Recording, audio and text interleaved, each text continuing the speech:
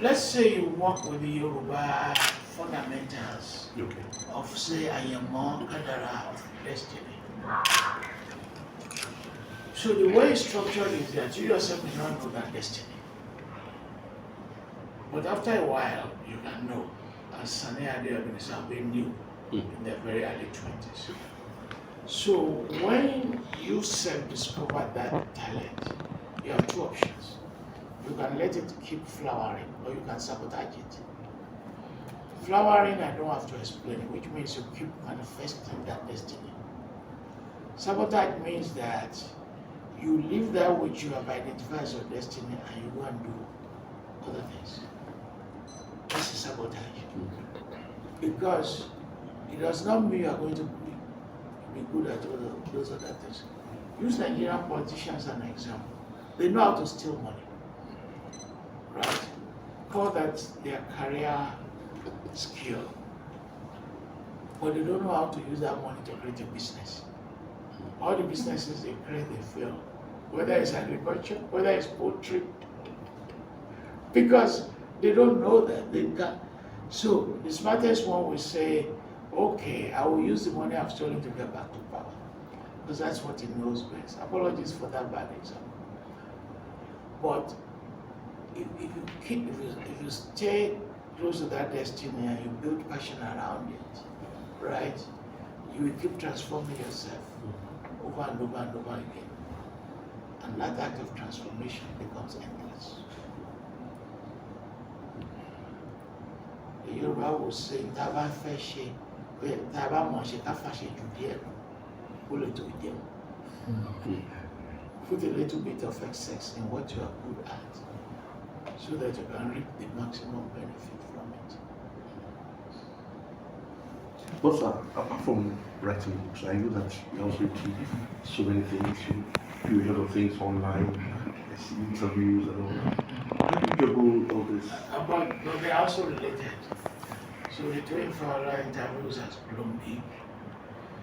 His audience is now bigger than the best read Nigerian newspaper. So I do that. I teach. I run series developing, coaching people, younger people how to write. I see their manuscript. I improve it for them. But all those are related to the same intellectual destiny that I spoke about. In other words, I'm not, everything that I'm doing as a cluster, they're just intellectual. Do you understand? It's not as if I said, let me resolve political conflict between Wiggins and Barra. That becomes a different skill set. So I'm still in the same orbit of that intellectual space. And it's very energizing, extremely energizing. You write, you teach, somebody sends you a paper, you read it, and you're thinking about the next research to do. It's just within the same confluence. They're not disparate. That's the way I will explain it. But so at that times you try to stay off writing or teaching. I've never done that. So There's no day I won't write. There's no day I won't write. Yeah. So how do you unwind? How do you relax? There are times you need to create some. I know, but I relax. I play hard. I go to clubs when it's necessary. I take long walks. I listen to music. I don't have problem with relaxation. What kind of music? All of them. I know. You want me to play that video for you? By the way, I'm going to his concert. December 24 or something. Yeah. When I'm in Lagos, I go to Freedom Park. That's my favorite place. Sometimes I go to Park.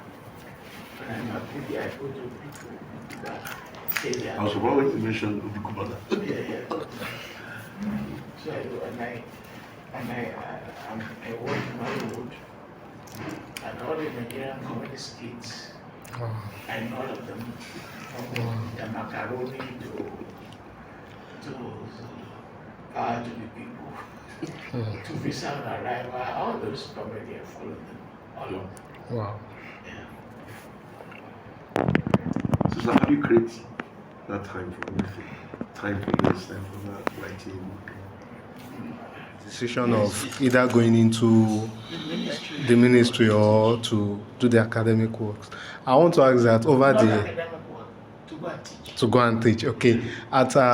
Is there any point in time you regretted the choice you made? No, absolutely no.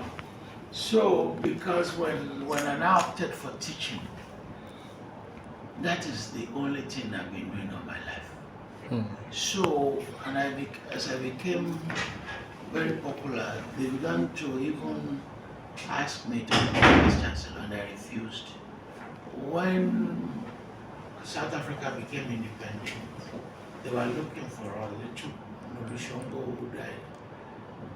We did not even apply. They were just saying, these are the people we want to. Gambia, Zimbabwe, even the Vice of Lagos, where our colleague came, they spoke me at some point, asking me to apply to be the Vice Chancellor, and I refused. So my opportunities, I've never done administration. I don't do administration. I only do teaching. I've never been a head of department or dean or provost. I've refused consistently. Why, sir? Because I just want to teach and write my books. Mine is an extreme case, you understand? Was there anybody you were looking forward to as a role model when you were building on your writing? So I was running away from some aristocratic traditions. I was not looking for a role model. I just said I don't want to become like some other people in the battle. You understand? Like for instance, I don't want to be a polygamist. I don't want to be looking for money. Because politicians were around my house. NNDP. People like Akinloye, I was having them drinks. I was listening to their conversation. And I just didn't want to become like them. I'm actually, I don't know whether you've been following me, and some people have been doing. 2 years ago, I developed a series that I call Street Slogan Series. So I will wear my tennis, walk around the city, Lagos City, crowded places like Kwaja, Ayobo, Surulere, and I talk with younger people. And I've been generating. I just released one yesterday called Ika. And I've done things like Olushu, Godwin, serve me breakfast, last, all those things. And many people have been reading them. He's carried some of them when I send it to them, but there are many. So, and it has also energized me. Because I discovered that people are reading them. I went to give a lecture at Cambridge in June. As soon as I walked in, the student said, Falola, you don't. You don't, Papa, because I wrote something on the don't. Yeah. So, those street slogans, for Ibale, we read. For Kasibe, so many. And I keep generating those street language to write. And that has also given me a new form of energy. Wow. Because it's a different kind of writing, connecting to the media, connecting to the youth. And I've done so many of them. Sometimes I will do them as part of a series. And sometimes I choose myself as the conscience of the nation. And for major issues, when they occur, like Niger, France, all of them, I will write a media piece. So that's also very energizing. Different from writing my books and my journals. And I really love those tremendously. But how do you see the country, Nigeria, that you love so much in terms of the path that you followed? So people are about that today, and then they should report that, but they don't know that their problems have yet to begin. We may even look back and say 2023 is one of the best moments in Nigeria's history. So why am I saying that? So in 25 years' time, Nigeria's population will be over 400 million. It's going to double. That is the current projection. So, in 25 years' time, what they rely on now as revenues will no longer be there. Fossil fuel. You know, in history, we talk about the Stone Age. The Stone Age ended not because there were no more stones. The stones are still there. But society moved forward to another age. So,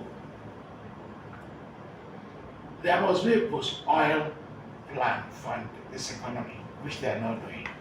And if they don't do it well, I do not know where the resources will come to feed over 400 million. So, they will continue to discover resources. But you know, resources does not necessarily make you wealthy.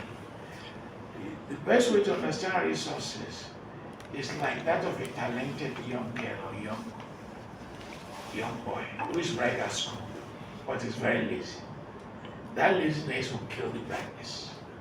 So resources on their own do not make you a rich country. Bear in mind, you have to convert those resources. Second, we have not been able to talk about the conversion of human capacity to productivity. Everybody you see on those streets, their lives are being wasted. Because the greatest asset is their human beings. Remember, in building Western capitalism, they came to this part of the world, on West Africa, to take 30 million people as slaves, right? To go and develop their own plantations that became the basis of Western industrial society and revolution. They use our own labor to transform their own economy.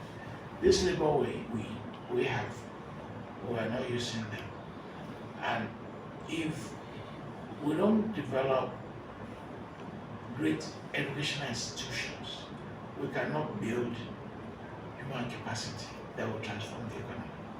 So that problem is there. Third, so the best way to destroy a nation is through low quality education. And the best way to actually also destroy the youth is for them to develop the mentality to check out of the country. I don't know the figure, but 2 in 3 young Nigerians have checked out of Nigeria. They don't want to live here anymore. In fact, they want to live in Morocco or Tunisia or South Africa or Spain. A situation where somebody who works for the bank that pay them well will now say, let them go to London and go and be cleaning hospital. And you see, they will not resolve identity issues. We've not resolved identity. You know, we still talk about Yoruba and Igbo and Hausa. And if we don't resolve that, so as bad as these things are now, the foundation for their getting worse is what we are laying. And my projection is that Nigeria may end up as an Islamic country because the average in the south is now 2 children and the average in the north is 11 children. So that demographics alone, whether we like it or not, demographic is in favor of the North, which has a linkage to power. So either reform the North without us say those are Nigeria and others. We need to be part of the solution to it. Or those who leave them behind will become the victims. So the projection is not looking good. But that does not mean if you interview me this same time next year, I cannot change my mind. Because if suddenly we can have 24 hours electricity, good roads, that will generate multiplier effects, and the economy will take different direction. As of today, the projection.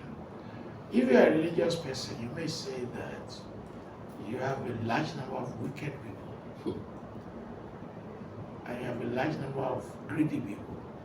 So you can say Nigeria is in the age of greed. When that greed will be over, I don't know. And the politicians are very wicked people. Maybe their wickedness will come to an end. Or they may be consumed in their wickedness, I don't know. But you just saw your Senate president turning 61, spending so much money, extremely insensitive behavior.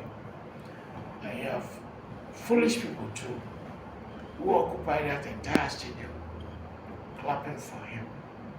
So that crisis tells us the nature of the society we live in, which is not good. Taking you back a bit, sir, you say that 25 years old, you believe that there would be at the stage where... Well, you say, nobody did, and that is the truth. Because as a university student, it was grounded in optimism. And the belief was that the stumbling block was made to rule. And nobody believed that this set of politicians, one of the very worst in the world, will ever come to acquire power. Look at what is happening in River State because you're fighting. You set the House of Assembly on fire because you're fighting. It's one of the best houses of assembly in the country. I've seen it. You destroy it. I mean, who does that in any decent society? Public good. It's like saying because the VC and the Dean are fighting, you want to now burn down the Senate building. All because of political calculations, you don't want them to meet. As I'm talking to you now, Tinubu has invited them for a meeting. So if what you do is to be resolving conflicts every day, so where does that take us? And where does that lead us?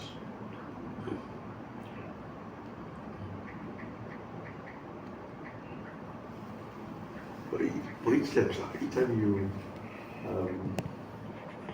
read papers, you follow the developments in Nigeria, the reports and all that, how does it make you feel? I'm able to process the news. You know, it's also a repetitive trope. Corruption, bad money, bad leadership. And the scale, the British Prime Minister once called it fantastically. And then the stories became bizarre. Somebody woke up and stole the money of the pension system. When ASU was looking for money, the money they were looking for, the Accountant General of the Federation has stolen far more than that. The money that all the time universities are saying, give us this amount. They didn't know that the one person has stolen all of that. And we now stories, the Cobra can eat your the Cobra, a snake now its currency, all sorts of things. One day they removed the the lights at the airport, just to go and resell them back to another set of contractors, railings on the roads, many other things. Everybody was praising the rail line between Lagos and Ibadan. Now, we do not know the number of tickets they sell because they collect money from one percentage of people. They sell fake tickets. So, and if you don't collect the money, 2-3 years time, there will be no money to run those services. So you can see how everything is interconnected. If you go to the market and you are looking for honey bean, they will put honey bean on top, put brown beans below. I mean, you can see how the entire society has decayed considerably. So these are value systems, and this year all my lectures that I give about values, I gave one at LASU, Values and Leadership, gave Benue State Transformational Leadership, Nka, Values and Religion, Chrisland, Values and Science. They are all connected. So, because even if you have kids, the first thing you struggle to do before the age of 12 is to implant values. And if you miss that stage of implanting those values, it's difficult for that child to become successful. It's very difficult because it's those values that are so foundational. You can get them from religion, you can get them from culture, you can get them from sheer socialization, but you can't just say you are not going to implement values. And societies are also like that. So in our own case, we've stumbled through self-destruction on very negative values. And we're going to pay a price for it. Serious price. So, is there any way out of this, or what would you prefer we do to retrace our step? Value restoration, we have to recapitalize the poor. Go and talk to anybody of my generation. Their parents have no money. They have no money. Their parents have no money. You see that tray you see where they're putting biscuit and treble. You see that Alakara woman selling Akara in the evening. That is what they used to train their kids who became successful. So, it takes, you can break poverty. One person can break poverty. So, somebody started as a farmer in a rural area, but he trained the kid, he sent his son to school. The son goes to school, did well. You know, that chain, that poverty chain has been broken. The successful guy who went to school is not going to produce poor people. So, there are deliberate programs to reduce the number of poor people. China did it, it's a model. In which you can say, this year, I want to reduce 130 million Nigerians are poor. We don't have the money to eliminate poverty from 130 million. But we have the money to say, every year, we will eliminate a certain number. Call it 40 million people. That will take them out of poverty. We have the resources to eliminate every year, remove certain number from poverty. But we are not doing that well. Rather, the infrastructures, the institutions are introducing new poor people. 130 million people, poor people that number is too high. And I'm not saying the rest 70 poor people, the 70 million rest, I'm not saying they are doing well. But they are middle class that are actually not doing well. Majority of Americans don't go to university. College is a big thing. Yes. Yes. In the manufacturing age, less than 20% Americans go to university. Because the way they were calculating it is, if you both leave high school Somebody joins Ford or IBM, any of those manufacturing industry, spends 4 years working. By the time you finish your degree, you are making the same salary. Yeah. It's the same salary. Do you understand? They also forget what they don't know, that there are so many community colleges. They call them associate degrees. Those are very many. So you can have an associate degree in plumbing, Yeah. fridge repair, television repair. Those are very many. And many parents realize that that is good for their children because they teach them skills. Yeah. And the way they set it up is they don't set you back. If you go to a community college, they will just say, well, the question is, where do you want to start? They will never say you are not qualified. They may just say, go and start from elementary arithmetic, or go and start from English. You can see Nigerians who are successful. It is those community colleges that make them successful. That's where they become nurses. They didn't take nursing degree from universities. They take those nursing degrees from community colleges. Because those provided opportunities for them. But how do you create a diversified economy without energy supply? How do you create it with bad roads? That is one problem. But it's crucial to create this diversified economy. Yes. Now, as to the point about whether university students should create their own jobs, part of the disagreement that people have is not that they should not be educated, but universities are supposed to concentrate on ideas, theories, and concepts, which they can apply.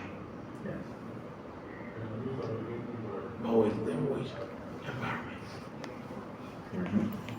So take the humanities for instance. We say BA history, BA English, BA philosophy. There are no jobs called philosophy when you leave the university. There are no such jobs called history. There are no jobs called political science. You understand? It is how variables in the economy will create a space for you to function. And how I don't think you can have anybody today who has a BA in English, BA in history in Japan or England or US who cannot do programming. Or coding. They already know that. So when they get their degrees in humanities, they are not looking for jobs in those humanities because those jobs don't exist. You understand? They are looking for jobs in the skills they themselves have acquired, which they can do. And you have the reverse of, say, people like my daughters who are professionals. My daughter is, she's a dermatologist, went to Stanford, early qualified, but she doesn't practice medicine. She doesn't do medicine.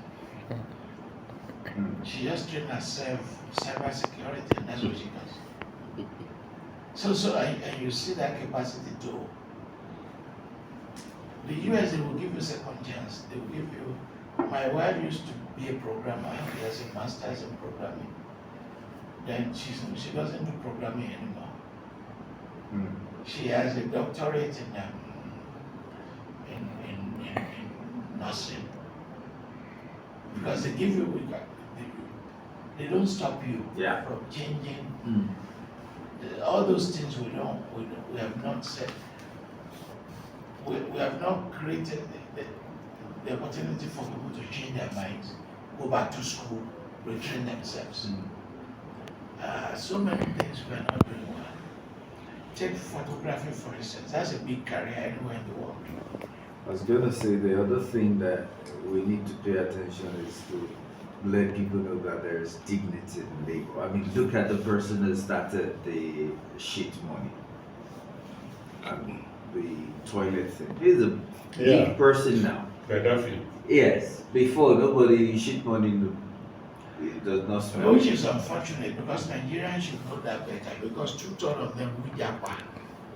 They are doing it. That's what they are doing. Yeah, do you think they have good jobs? I see them on the streets of London. They will be doing like this because they are waking up early to work in train stations. Yeah. But those people value them, and we can begin to think if those people that we don't regard, if they don't sweep the streets of Lagos, we will not be able to drive. Yeah.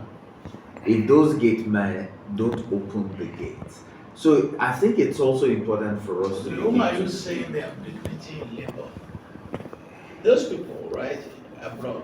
No, for us. We also Yeah. have to begin But to you appreciate. see, what happens is a Nigerian can drive taxi in New York. But people Gladly. drive taxi in New York. Yeah. Because Raleigh, they will look at it and say, it's true. They'll say, what is wrong with you? What or haven't sent you to school to get a degree. Is this what in Ghana, the taxi man that picked us to the airport said to us that boy driving in front of us, my son, he finished the degree, he has no job. So I got a loan, got him a taxi, and he's driving Uber. So we all have to go back to a point where we have to recognize, like you said, there's a skill set that can be augmented by education. And so if somebody has a degree and wants to come and do this, we should also recognize the role that they are playing. So, listen to Ashake, Simi, Gold, Davido, Tiwa Savage. Listen to the lyrics. They are all aspirational music. I'm missing, having aspired, what do they do with the money? If I love you, 30 billion naira for your account. For Sasi and Busi. Because that's the society. Yes, say, from those Afro beats. And they criticize when this guy made this provocative statement, everybody was angry at him. The biggest of them all, Davido. no. Okay, Burna Boy. He said this music is just about vibes. It has no content. And everybody was abusing him. He's telling the truth, there's no content now. It's true. I'm lonely at the top, lonely. So exact words. Only last. It wasn't lost. The man said it's just vibes. It is. So, and they mirror what people are looking for. Yeah. So, if you go to Nigeria, like you're visiting me now, and you're asking me, Prof, how is it? Nigeria, you say I'm managing. Am I managing? Yes. Somebody, Everybody. one is drinking brandy. They're drinking trophy. Of course, Everything you want to do. even the sick Am I bed. managing? Will you ever call me somebody who is managing? Managing what? Somebody. The Nigeria will park 6 cars in front of their house. Yeah. It's, And they will be complaining. Ìlú wo ló lè? Kò ní ìlú lè dé. Ogun mọ́tò mẹ́fà. Ó ní ìlú lè. yeah. So it's you know Farouk Barogi. Yes, I think instead of interviewing me, it's him. Yes, Rose. Because I'm here till the end of the year. It's him you should interview.